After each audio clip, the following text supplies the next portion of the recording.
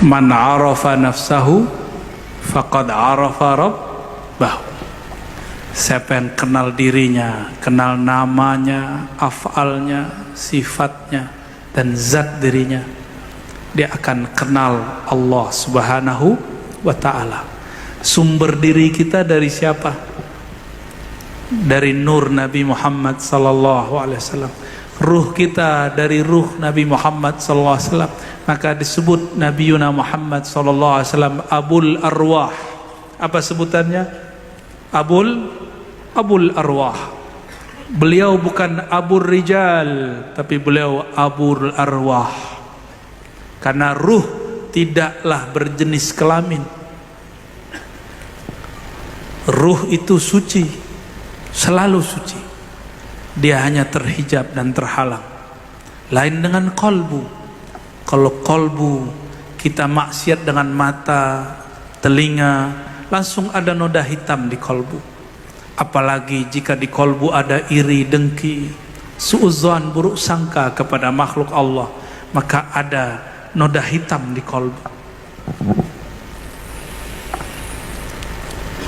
Maka kenalilah nama-nama Rasulullah. Ada nama-nama yang diriwayatkan, ada nama-nama yang dimakrifatkan.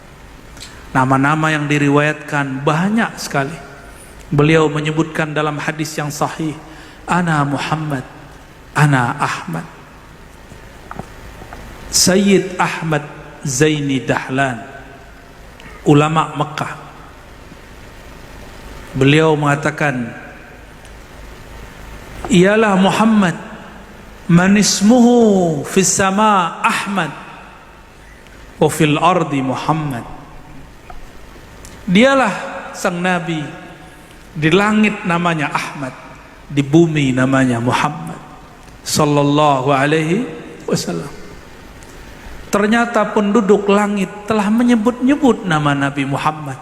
Inilah kenapa ketika Sayyidina Jibril membawa sang baginda, lalu beliau ditanya oleh penjaga security langit, Man anta wa man ma'ak? Kamu siapa? Padahal Sayyidina Jibril bolak-balik ke sana. Emang begitulah, itu security langit. Bumi begitu wajar ya. Memang tugasnya begitu. Kita maklumi, kita nggak boleh marah. Sayyidina Jibril nggak ngomong, ente nggak tahu siapa aneh. Nggak ngomong begitu dia. Dia katakan, Ana Jibril wa ma'i Muhammad wa qad bu'itha ilaih. Bersamaku sang Muhammad. Dialah yang diutus. Dialah yang disebut-sebut. Ternyata passwordnya langit sampai ke langit ketujuh. Ism Muhammad sallallahu alaihi wasallam. Disebut nama Nabi Muhammad, langsung dibuka. Langsung dibukakan pintu langit. Oleh karena itu orang-orang yang belajar ilmu hakikat dan tidak menyertakan Nabi Muhammad sallallahu alaihi wasallam, faqad inqata'at, dia telah terputus, tidak akan pernah wusul sampai kepada ujung dan hakikatnya.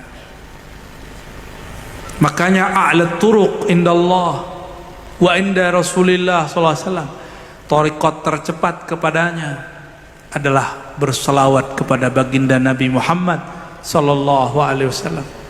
Tapi berselawat kepadanya tidak akan terasa jika tidak kenal siapa yang punya nama. Oleh karena itu ulama kita mewariskan kepada para santri-santrinya kitab-kitab maulid, kitab dalail khairat. Untuk apa itu semua? Supaya orang jika berselawat terasa, teringat sifat-sifat baginda Nabi Muhammad sallallahu alaihi wasallam.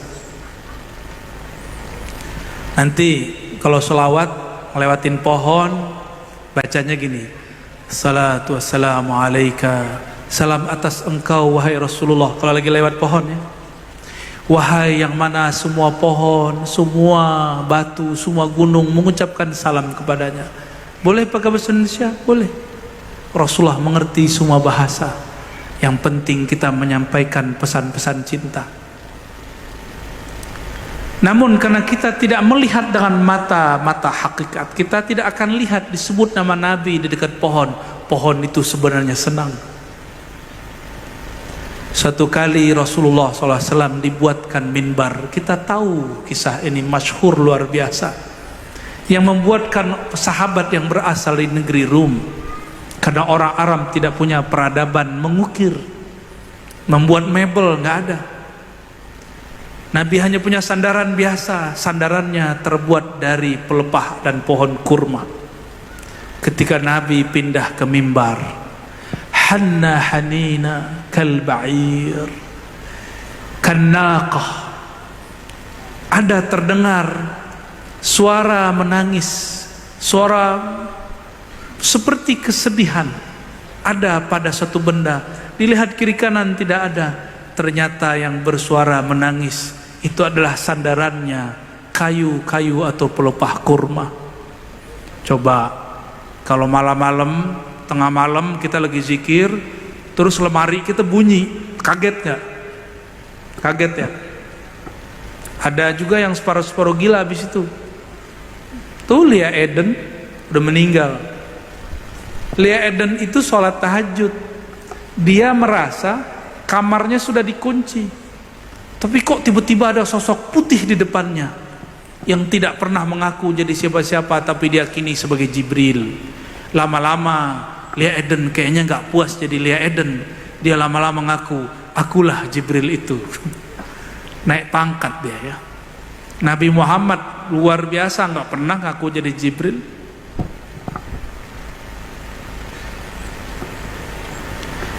Nabi Muhammad sallallahu alaihi wasallam disalami semuanya, ya, disalami semuanya. Yang dibaca oleh para munsyid, para penasyid, itu adalah solawat-solawat, dendang-dendang yang dulu disolawatkan oleh semua benda di alam semesta, yang mereka baca sama, ya Nabi salam alaika. Itulah rahasianya kenapa mesti berdiri, disebut mahal qiyam, meskipun tidak wajib, tapi itulah cara kita menghormati baginda Nabi Muhammad sallallahu alaihi wasallam. Syukur-syukur Allah bukakan mata hati, terasa beliau hadir. Karena imam-imam kita mengatakan, tanda Rasulullah hadir, namanya selalu ada di lisanmu, terasa bergetar di kolbumu, membuat bulu romamu berdiri. Itulah hadirnya Rasulullah sallallahu alaihi wasallam. Karena tubuh ini adalah sesuatu dari nurnya, jiwa ini juga satu bagian dari nurnya, kolbu ini juga satu bagian dari kolbunya, ruh kita ini juga pancaran dari ruhnya. Maka kenalilah beliau dengan sekenal-kenalnya. Maka tidak salah Sayyidina Umar ketika mengatakan Muhammad tidak pernah mati.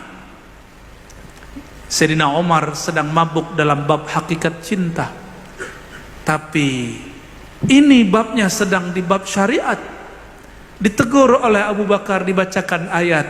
Maka dulu ayat ruqyah digunakan bukan untuk kesurupan, tapi untuk menyadarkan orang yang mabuk dalam bab fana, cinta kepada Rasulullah.